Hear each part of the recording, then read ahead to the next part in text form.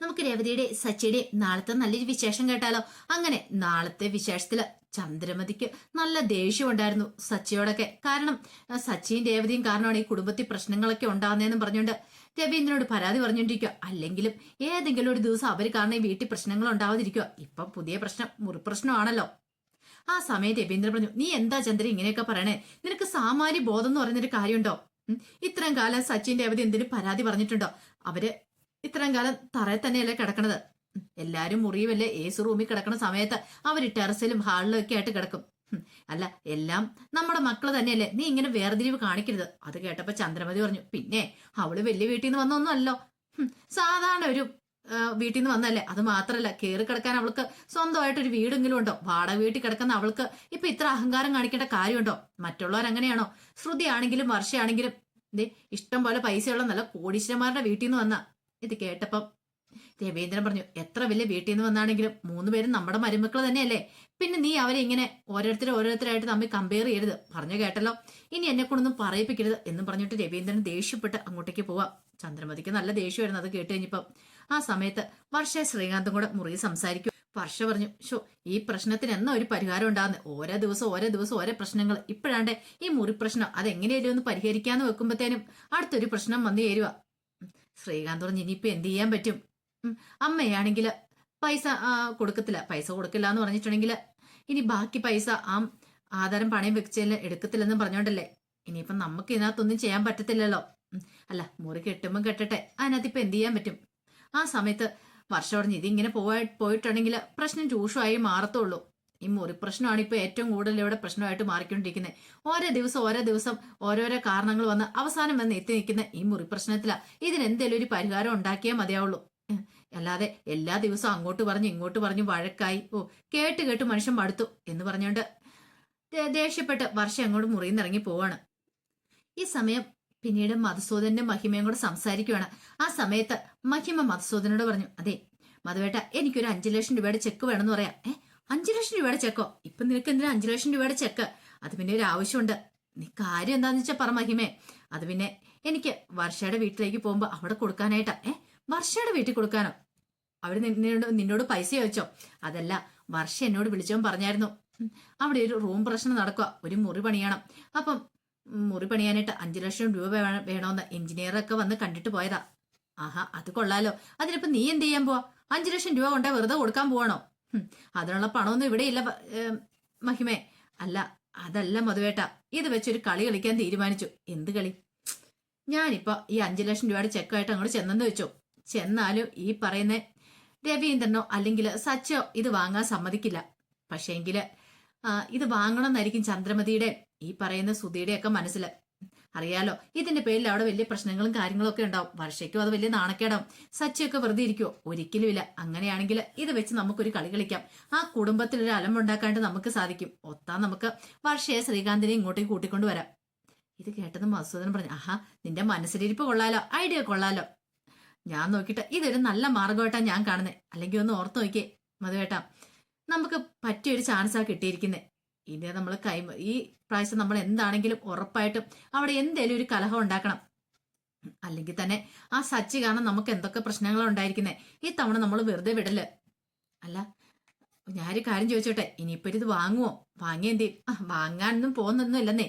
നമുക്ക് രവീന്ദ്രന്റെ സച്ചിയുടെ സ്വഭാവം നന്നായിട്ട് അറിയാവുന്നതല്ലേ. പിന്നെ വർഷയോട് നീ പറഞ്ഞിട്ടുണ്ട് ഈ കാര്യത്തെക്കുറിച്ച് ചെക്കുമായിട്ട് ചെല്ലുന്നേ? അവളോട് ഞാൻ പറഞ്ഞിട്ടൊന്നുമില്ല. അവളോട് പറഞ്ഞിട്ടുണ്ടെങ്കിൽ അവള് പറയും വേണ്ടമ്മേന്ന് പറയത്തുള്ളൂ. തൽക്കാലത്തേക്ക് അവളോട് പറയാതെ അങ്ങോട്ടേക്ക് ചെല്ലാം. അപ്പൊ കാര്യങ്ങൾ കുറച്ചുകൂടി എളുപ്പമാവും. ആ സമയത്ത് മധുസൂദനൻ പറഞ്ഞു, ഒന്നിനെ വെറുതെ വിടല്. എന്നെ നാണം കെടുത്തിയതിന് പ്രതികാരം ചെയ്യണം. ആ കുടുംബത്ത് കയറി നമ്മൾ കളിക്കണം. ആർക്കും ഒരു സംശയം ഉണ്ടാകാത്ത രീതി വേണം കാര്യങ്ങളൊക്കെ മുന്നോട്ട് പോകാനായിട്ട്. അതെ, എന്താണെങ്കിലും അവിടെ റൂം പ്രശ്നം കുറെ നാളായി തുടങ്ങിയിട്ട്. എല്ലാവർക്കും കിടക്കാൻ മുറിയില്ല. ഇപ്പൊ ആ സച്ചിൻ രേവതിയാണ് പോലും നിലത്ത് കിടക്കുന്നത്. അതിന്റെ പേരിൽ ഇവിടെ പ്രശ്നങ്ങളൊക്കെ ഉണ്ടായിക്കൊണ്ടിരിക്കണേ. കൊള്ളാം, സൂപ്പർ ആയിട്ടുണ്ട്. അങ്ങനെയാണെങ്കിൽ നീ അത് പ്രകാരം കൂടി ചെയ്യുക. അപ്പോഴേക്കും മഹിമ പറഞ്ഞു, ഞാൻ തിരികെ വരുമ്പോ ഈ ചെക്ക് അതേപടി തന്നെ ഞാൻ മധുവേട്ടനെ ഏൽപ്പിക്കും. കണ്ടു, ഞാൻ പറഞ്ഞ ഒരു മാറ്റമില്ല എന്നൊക്കെ പറഞ്ഞുകൊണ്ട് മധുസൂദന്റെ കയ്യിൽ നിന്ന് ഒരു ചെക്കും മേടിച്ചോണ്ടാണ് നേരെ വർഷയെ കാണാനായിട്ട് അങ്ങോട്ടേക്ക് ചെല്ലുന്നത്. ഈ സമയത്ത് ചന്ദ്രമതിയും രവീന്ദ്രനൊക്കെ സംസാരിച്ചുകൊണ്ടിരിക്കുകയാണ്. അപ്പോഴേക്കുമാണ് അങ്ങോട്ടേക്ക് വർഷയുടെ അമ്മ മഹിമയുടെ വരവ്. അങ്ങനെ അവരെ കണ്ടു കഴിഞ്ഞപ്പോ ചന്ദ്രമതിക്ക് ഭയങ്കര സന്തോഷം. കുറച്ച് ക്യാഷ് ഉള്ളതുകൊണ്ട് ചന്ദ്രമതിക്ക് അവരെ കാണുമ്പത്തിനും അങ്ങോട്ട് പോയി ഭയങ്കര സോപ്പിടിലാണ്. അങ്ങോട്ട് കെട്ടിപ്പിടിക്കുന്നു, ഉമ്മ വെക്കുന്നു എന്നൊക്കെ പറഞ്ഞ് ഭയങ്കര പ്രകടന. എപ്പോഴാ വന്നേ, സുഖമാണെന്നൊക്കെ ചോദിച്ച്. അതേപോലെ രേവതിയുടെ വീട്ടിൽ നിന്ന് വന്നിട്ടുണ്ടെങ്കിൽ പുച്ഛഭാവമാണ്, തിരിഞ്ഞു പോലും നോക്കത്തില്ല. ആ ഭാഗത്തേക്ക് നോക്കോ, ഒരു ഗ്ലാസ് വെള്ളം എടുത്ത് കൊടുക്കാൻ പറയത്ത് പോലില്ല. കൊടുത്താൽ പോലും അതിന് ചീത്ത പറയുകയും ചെയ്യും. അങ്ങനെ ചന്ദ്രമതി പതിവ് പോലെയുള്ള പ്രകടനങ്ങളൊക്കെ നടത്തി. ഈ സമയം രവീന്ദ്രൻ ചോദിച്ചു, എന്തൊക്കെയുണ്ട് മഹിമ വിശേഷങ്ങളൊക്കെ? സുഖമായിട്ടിരിക്കുന്നു രവിയേട്ടന്നൊക്കെ പറയാം. പിന്നെ ചോദിച്ചു, വർഷ എന്തെന്ന് ചോദിക്കാം. വർഷ ഇവിടെ ഉണ്ട് മോളെ, വർഷ എന്നൊക്കെ പറഞ്ഞുകൊണ്ട് ചന്ദ്രമതി സോപ്പിട്ട് അങ്ങോട്ട് വിളിക്കുകയാണ്. വർഷ എപ്പോഴത്തേനും ഇറങ്ങിയെന്ന്. ആഹാ, അമ്മയോ? അമ്മ എന്നെ വിളിച്ചോണ്ടായിരുന്നല്ലോ മുമ്പേ, എന്നിട്ട് അമ്മ ഇങ്ങോട്ടേക്ക് വരുന്ന കാര്യമൊന്നും പറഞ്ഞില്ല. അതെ, നിനക്കൊരു സർപ്രൈസ് ആയിക്കോട്ടെ എന്ന് കരുതിയിട്ടാ. അപ്പോഴേക്കും രേവതി വന്നിട്ട് പറഞ്ഞു, അതെ ആന്റിക്ക് ഞാൻ ചായ എടുക്കട്ടെ? വേണ്ട രേവതി, ഞാൻ കുടിച്ചിട്ടാ വന്നേ, ഇപ്പൊ എനിക്ക് വേണ്ടാന്ന് പറയാം. ചന്ദ്രമതി പറഞ്ഞു, വേണമെന്നാണോ ഒന്ന് ചോദിക്കുന്നേ? നീ ഇപ്പൊ എടുത്തോണ്ട് വാ, രേവതിയോട് പറഞ്ഞു. രേവതി പിന്നെ ഒന്നും മിണ്ടാതെ അകത്തേക്ക് അങ്ങോട്ട് പോയി ചായയൊക്കെ എടുത്തോണ്ട് വരുവാണ്. ആ സമയത്ത് സുധി, ശ്രുതി എല്ലാരും കൂടെ അങ്ങോട്ടേക്ക് വന്നു. സച്ചി മാത്രം ഇല്ലായിരുന്നു. ആ സമയം ചന്ദ്രമതി ചോദിച്ചു, അല്ല എന്ത് പറ്റി വർഷയുടെ അമ്മ പെട്ടെന്ന് ഇങ്ങോട്ടേക്ക് വരാനായിട്ട്? അല്ല വരുന്നോണ്ടൊന്നും അല്ല ചോദിച്ചേ, പെട്ടെന്ന് വന്നോണ്ട് ചോദിച്ചാ. ഒന്നുമില്ല, ഇവിടെ മുറിയൊക്കെ പണിയാൻ പോവാന്ന് അറിഞ്ഞു, അപ്പൊ അതുകൊണ്ട് വന്ന. ആ സമയം രവീന്ദ്രൻ പറഞ്ഞു, അതെ എല്ലാവർക്കും കൂടെ കിടക്കാനായിട്ട് മുറി തികയത്തില്ല, ഒരു മുറിയുടെ കുറവുണ്ട്. അപ്പൊ ടെറസിന്റെ ഒരു മുറി പിടിക്കാന്ന് ഞങ്ങൾ വിചാരിച്ചിരിക്കുക. അപ്പം ഒരു എഞ്ചിനീയറെ കൊണ്ടുവന്ന് പ്ലാനൊക്കെ നോക്കിയിട്ടുണ്ട്. അധികം വൈകാതെ തന്നെ തുടങ്ങണം മുറിയുടെ പണിയും കാര്യങ്ങളൊക്കെ. ആ സമയത്ത് മഹിമ പറഞ്ഞു, വർഷ വിളിച്ചപ്പോ എന്നോട് പറഞ്ഞായിരുന്നു 5 ലക്ഷം രൂപയാവും മുറി പണിയാനായിട്ട്. അപ്പൊ അതിനുകൊണ്ട് പണമില്ല, പൈസക്ക് വേണ്ടിയിട്ട് എവിടുന്നെങ്കിലും കിട്ടുമോന്നൊക്കെ അറിയാൻ വേണ്ടി കാത്തിരിക്കുമെന്ന് പറഞ്ഞായിരുന്നു. അപ്പൊ അതുകൊണ്ട് ഞാൻ തീരുമാനിച്ചു, ഇനിയിപ്പം മുറി ഇല്ലാത്തതിന്റെ പേരിലെ ഇനിയൊരു പ്രശ്നം ഇവിടെ ഉണ്ടാണ്ട, അത് കരുതിയിട്ട് ഞാൻ ഒരു 5 ലക്ഷം രൂപയുടെ ചെക്ക് കൊണ്ടുവന്നിട്ടുണ്ട് എന്ന് പറഞ്ഞുകൊണ്ട് മഹിമ അങ്ങോട്ട് എഴുന്നേക്കുവാണ്. പിന്നീട് ചന്ദ്രമതിയോടും രവീന്ദ്രനോടുമായിട്ട് പറഞ്ഞു, അതെ നിങ്ങൾ ഐശ്വര്യമായിട്ട് ഈ ചെക്ക് ഇങ്ങോട്ട് വാങ്ങിക്കുക, എന്നിട്ട് എത്രയും പെട്ടെന്ന് തന്നെ മുറിയുടെ പണി അങ്ങോട്ട് തുടങ്ങാൻ പറയാണ്. ആ സമയം രവീന്ദ്രനൊക്കെ അന്തം വിട്ട് നോക്കി നിൽക്കുകയാണ്. ശ്രുതിക്കൊക്കെ ഭയങ്കര സന്തോഷം. ചന്ദ്രമതി പറഞ്ഞു, അല്ലേലും എനിക്കറിയാം മഹിമയുടെ മനസ്സ് വലിയ മനസ്സാ, അല്ലെ എല്ലാവർക്കും ഒന്നും ഇങ്ങനെ പറ്റത്തില്ല. ചിലരൊക്കെ ഉണ്ട് പണം ഉണ്ടെങ്കിൽ ആർക്കും ഒരു 5 രൂപ പോലും കൊടുക്കത്തില്ല, അവര് പിശിക്ക് വെച്ചോണ്ടിരിക്കും, മറ്റുള്ളവർക്ക് കൊടുക്കുന്ന മടിയായിരിക്കും. പക്ഷെ ഇതങ്ങനെയൊന്നുമല്ല, നിങ്ങൾ നല്ല ആൾക്കാരെന്ന് എനിക്ക് നന്നായിട്ട് അറിയായിരുന്നു എന്നൊക്കെ പറഞ്ഞ് ചന്ദ്രമതി ഭയങ്കരമായിട്ട് അങ്ങോട്ട് പുകഴ്ത്തുവാണ് മഹിമെ. ആ സമയത്ത് മഹിമയുടെ ഉള്ളു കിടന്ന് ചിരിക്കുവാണ്, കളി വരുന്നോളെന്ന്. അങ്ങനെ ചെക്കങ്ങോട് മേടിക്കാനായിട്ട് ചന്ദ്രമതി ഒരുങ്ങുമ്പോഴത്തേനാണ് സച്ചി അങ്ങോട്ട് വരുന്നത്. ഇതെന്താ? അല്ല കയ്യിലൊരു പേപ്പറൊക്കെ ഉണ്ടല്ലോ, എന്തിന്റെയും ബില്ലെങ്ങാനും മറ്റോ ആണോ? ഇനിയിപ്പോ സുധിയുടെ കടയിൽ വന്ന് എന്തേലും പർച്ചേസ് ചെയ്തിട്ട് പോയാ അതിന്റെ ബില്ലാണോന്ന്. അപ്പോഴേക്കും രേവതി പറഞ്ഞു, അതൊന്നുമല്ല സച്ചേട്ടാ, ഇത് മുറി പണിയാനുള്ള 5 ലക്ഷം രൂപയുടെ ചെക്കാ. ചെക്കോ? 5 ലക്ഷം രൂപയുടെ? എന്താ അച്ഛാ ഇത് എന്നൊക്കെ രവീന്ദ്രനോട് സച്ചി ചോദിക്കുക. ആ സമയത്ത് ചന്ദ്രമതി പറഞ്ഞു, എടാ മുറി പണിയാനുള്ള പണം വർഷയുടെ അമ്മ കൊണ്ടു തന്ന. അതിനെന്താ ഇവരിവിടെ മുറി പണിയുന്നേ? ഇവരിവിടെ താമസിക്കാൻ വരുന്നുണ്ടോ? വർഷയുടെ അച്ഛനും അമ്മയും കൂടെ അവരിനി ഇവിടെയാണ് താമസിക്കാൻ പോണേ. അപ്പോഴേക്കും മഹിമയുടെ മുഖമൊക്കെ അങ്ങോട്ട് മാറി വല്ലാത്തൊരു ഇതായിപ്പോയി, വിളറി വെളുത്തിരിക്കുകയാണ്. ആ സമയം ശ്രുതി പറഞ്ഞു, നീ എന്തൊക്കെയാടാ പറയണേ? അല്ല ഞാൻ ചോദിച്ചത് ശരിയല്ലേ, അവർക്ക് ഇവിടെ മുറി പണിയേണ്ട കാര്യം എന്താ? ആ സമയത്ത് ചന്ദ്രമതി പറഞ്ഞു, എടാ അതുകൊണ്ടല്ല, ഇവിടെ മുറി പ്രശ്നം ഉണ്ടല്ലോ, കിടക്കാൻ മുറി ഒരെണ്ണം കുറവല്ലേ, അപ്പൊ അതിനു വേണ്ടി സഹായിക്കാനായിട്ട്. സഹായിക്കാനായിട്ട് വന്നാണോ? എന്താണ് തൽക്കാലത്തേക്ക് ഞങ്ങൾക്ക് ഈ സഹായത്തിന്റെ ആവശ്യമില്ല. മഹിമ മനസ്സിൽ ചിരിച്ചു. കൃത്യസമയത്ത് തന്നെ സച്ചി വന്ന എന്താണെങ്കിലും. ആ സമയത്ത് വർഷ ചോദിച്ചു, അതെന്താ സച്ചിയേട്ടാ അങ്ങനെ പറഞ്ഞേ? അതിന്റെ ആവശ്യമില്ലാത്തതുകൊണ്ട് തന്നെ. ഈ സമയം രവീന്ദ്രൻ പറഞ്ഞു, ഞാൻ പറയാനിരുന്ന കാര്യമാ, എന്താണെങ്കിലും സച്ചി പറഞ്ഞേ നല്ല കാര്യമാ. മഹിമ പറഞ്ഞു, അല്ല രവിയേട്ടാ നിങ്ങളും ഇങ്ങനെ തന്നെയാണ് പറയണേ? അതെ, അല്ലെ ഈ പൈസ മേടിച്ച് ഞങ്ങൾ എന്തായാലും മുറി പറയാൻ തീരുമാനിച്ചിട്ടില്ല. അപ്പോഴേക്ക് സച്ചു പറഞ്ഞു, അതെ ഈ കുടുംബത്തിൽ അതിന്റെ ആവശ്യമൊന്നുമില്ല, മുറിയൊണ്ണം വേണം, സമ്മതിച്ചു, അത് ഞങ്ങൾ പതുക്കെ പണിതോളാം. പക്ഷേങ്കില് ഇപ്പൊ എന്താണെങ്കിലും ഈ പൈസ വേണ്ട. ഇത് കേട്ട് കഴിഞ്ഞപ്പം മഹിമ പറഞ്ഞു, ഒന്നുമില്ലാലും നമ്മളൊരു കുടുംബക്കാരല്ലേ, ഒരു കുടുംബക്കാരെന്ന് കരുതിയിട്ടാ ഞാൻ ഈ പണം തരാന്ന് വെച്ചേ. അത് ശരി, സമ്മതിച്ചു, ഒരു കുടുംബക്കാരൊക്കെ ശരി തന്നെ. പക്ഷേങ്കിലുണ്ടല്ലോ ഇതിപ്പോ വർഷയ്ക്ക് ശ്രീകാന്തിനും തനിച്ചൊരു മുറി പണിയോ അല്ലെങ്കിൽ വീട് പണിയോ ആണെങ്കിൽ കുഴപ്പമില്ല, അപ്പൊ അവർക്ക് സഹായിക്കുവോ 5 ലക്ഷമോ 10 ലക്ഷമോ എത്ര ലക്ഷം വേണമെങ്കിലും കൊടുത്തു. പക്ഷെ ഇവിടെ അത് വേണ്ട. അപ്പോഴേക്ക് ശ്രീകാന്ത് ചോദിച്ചു, അതെന്താ സച്ചേട്ടാ അങ്ങനെ പറഞ്ഞേ? ഞങ്ങൾക്ക് എന്താ വീട് പറഞ്ഞ ഞങ്ങളെ വേറെ വിടാനാണോ പ്ലാന്? ആ സമയം ശ്രുതി പറഞ്ഞു, ഇവന്റെ മനസ്സിലിരിപ്പ് കൊള്ളാം, ഇവൻ പറഞ്ഞു കേട്ടില്ലേ? ശ്രീകാന്തേ, ഇവന്റെ സ്വന്തം അഭിപ്രായം പറയണേ, നമ്മളൊന്നും മൈൻഡ് ചെയ്യേണ്ട കാര്യമില്ല. നമ്മളെയൊക്കെ ഇവിടുന്ന് പറഞ്ഞു വിട്ടിട്ട് ഇവന് സ്വന്തമായിട്ട് ഇവിടെ നിൽക്കാനായിട്ടാ, അതുകൊണ്ടല്ലേ ഇവ സ്വന്തമായിട്ട് തീരുമാനങ്ങൾ എടുക്കുന്നേ. സച്ചി, ഈ കുടുംബത്തിലെ മൂത്ത മകൻ ഞാനാ, എനിക്ക് എന്റേതായ അഭിപ്രായങ്ങളും തീരുമാനങ്ങളൊക്കെ ഉണ്ട്, അപ്പൊ എനിക്കും ഇതിനകത്ത് പങ്കെടുക്കാം. എനിക്ക് എന്താണെങ്കിലും നിന്റെ അഭിപ്രായത്തോട് യോജിക്കാൻ പറ്റില്ല. സച്ചി പറഞ്ഞു. നീ യോജിക്കണം എന്ന് ആര് പറഞ്ഞു? എന്റെ അഭിപ്രായം ഞാൻ പറഞ്ഞു. ആ സമയത്ത് ചന്ദ്രമതി പറഞ്ഞു, സച്ചി നിന്നോട് അല്ല അഭിപ്രായം ചോദിച്ചോ? ഇല്ലല്ലോ. ഈ സമയത്ത് സച്ചി പറഞ്ഞു, ഈ അഭിപ്രായം ഇവിടെ നടക്കാൻ പോകുന്നുള്ളൂ. ഇവിടെ ആരുടെ പൈസയൊന്നും വേണ്ട.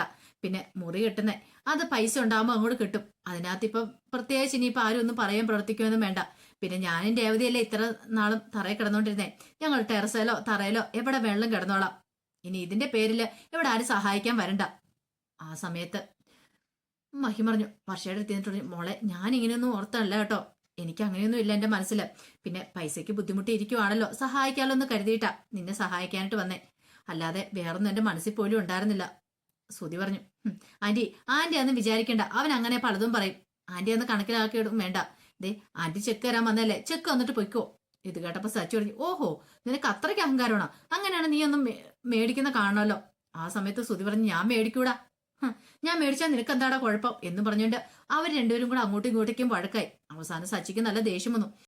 ഈ സമയത്ത് ശ്രുതി സച്ചിയോട് പറഞ്ഞു, അല്ലെങ്കിലും എനിക്ക് അറിയാടാ, നിനക്ക് എന്നെ ശ്രീകാന്തിനെയൊക്കെ ഇവിടുന്ന് ഓടിച്ചു വിട്ടിട്ട് ഇവിടെ അധികാരം സ്ഥാപിക്കാനല്ലേ. അല്ലെങ്കിൽ നീ സ്വാർത്ഥനായതുകൊണ്ടാ നീ ഇങ്ങനെയൊക്കെ ചിന്തിക്കുന്ന പോലും. ഞങ്ങളെയൊക്കെ ഇവിടുന്ന് അടിച്ചിറക്കാനാണ് നിന്റെ മനസ്സിലെ ഭാവമല്ലേ. അത് കേട്ടപ്പോ സച്ചിയുടെ സാഹവും നിയന്ത്രണം വിട്ടുപോയി. സച്ചി വെച്ച്, ആരടാ സ്വാർത്ഥൻ? നീ എന്താ പറഞ്ഞോണ്ടിരിക്കുന്നത്? ഞാൻ സ്വാർത്ഥനാന്നോ? എടാ ഞാൻ സ്വാർത്ഥനാണെങ്കിൽ ഇതേ ഇപ്പൊ നീ ഒന്നും ഇങ്ങനെ സൂചിച്ചു കഴിയില്ല എന്നും പറഞ്ഞോണ്ട് അങ്ങ് ചെന്നിട്ട് ശ്രുതികിട്ട് തലങ്ങും വിലങ്ങും അടിക്കുകയാണ്. അച്ഛന്റെ 19 ലക്ഷം പൈസ എടുത്തോണ്ട് ഓടിപ്പോയി നീ. എന്നിട്ടോ 1 രൂപയെങ്കിലും നീ തിരിച്ചു കൊടുത്തോ? എന്നിട്ട് ഞാൻ സ്വാർത്ഥനാന്ന്. ഇവിടെ ആരടാ സ്വാർത്ഥന്? എടാ ഇന്ന് വരെ നീ ഒരു നല്ല കാര്യം കുടുംബത്തിന് വേണ്ടി ചെയ്തിട്ടുണ്ടോ? ഒരു 5 രൂപ മുടക്കിയിട്ടുണ്ടോ? ഇല്ല. നീ നിന്റെ സ്വന്തം സുഖവും കാര്യങ്ങളൊക്കെ അല്ലേ ഇതുവരെയായിട്ട് നോക്കിയിട്ടുള്ളൂ. എന്നിട്ട് അവൻ പറയുന്നത് ഞാൻ സ്വാർത്ഥനാന്ന്. ഇന്ന് വരെ ഞാൻ ഈ കുടുംബത്തിന് വേണ്ടിയിട്ടാ കിടന്ന് കഷ്ടപ്പെട്ടിട്ടുള്ളൂ. എന്നിട്ട് അവസാനം അതൊന്നും നിനക്ക് കാണാൻ കണ്ടില്ല. സ്വാർത്ഥനാണെങ്കിൽ ഞാനും രേവതി ഇപ്പം ഈ തറയിലോ അല്ലെങ്കിൽ ടെറസിന്റെ മുകളിലോ പോയി കിടക്കേണ്ട കാര്യമില്ല. നിന്നെയൊക്കെ വലിച്ചു പുറത്തിട്ടിട്ട് ആ മുറിയിലേ കിടക്കുള്ളൂ. പക്ഷെ ഞാനോ ചെയ്തിട്ടില്ല. അതാടാ നീ പറഞ്ഞിരിക്കുന്ന സ്വാർത്ഥത. ഇതൊക്കെ കേട്ട് കഴിഞ്ഞപ്പോഴത്തേനും ശ്രുതി പറഞ്ഞു, അല്ലേലും എനിക്കറിയാടാ നിന്നെ. ഞാൻ പറഞ്ഞ് ശരിയായിട്ടുള്ള കാര്യം തന്നെയാ. പിന്നെ സച്ചിക്ക് നിയന്ത്രണം വിട്ടുപോയി. വീണ്ടും സച്ചി കൊടുക്കുവാണ് തലങ്ങ ബലങ്ങ. അപ്പോഴേക്കും ചന്ദ്രമതി എല്ലാരും കൂടി ഇടയ്ക്കിലേക്ക് കയറി. ഇതെല്ലാം കണ്ടു കഴിഞ്ഞപ്പോൾ മഹിമയ്ക്ക് സന്തോഷമായി. എന്തുദ്ദേശിച്ചു വന്നോ ആ കാര്യങ്ങളൊക്കെ നടന്നിരിക്കുന്നു.